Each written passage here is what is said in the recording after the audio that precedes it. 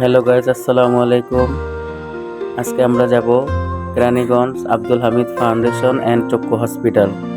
আপনারা সবাই জানেন কেরানীগঞ্জ কুশিয়ারবাগ আব্দুল হামিদ ফাউন্ডেশন চক্ষু হসপিটাল অবস্থিত।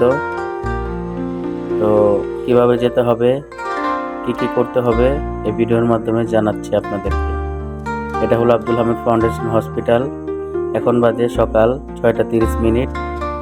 যে যত সকালে আসবেন তত সকালে সিরিয়াল ধরে টিকিট কেটে ডাক্তার দেখিয়ে চলে যেতে পারবেন।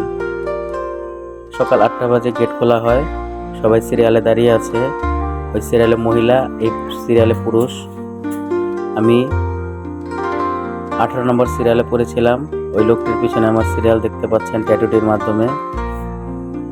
তো দীর্ঘক্ষণ সিরিয়াল দাঁড়ানো শেষ, মেন গেট খোলানো হয়েছে, টিকিট কাউন্টারে যাচ্ছে সবাই। চক্ষু ডাক্তার দেখানোর জন্য আপনাকে টিকিট কাটতে হবে 50 টাকা দিয়ে, আর অন্য অন্য রোগের জন্য স্পেশাল ডাক্তার 200 টাকা করে টিকিট কেটে ডাক্তার দেখাতে হবে।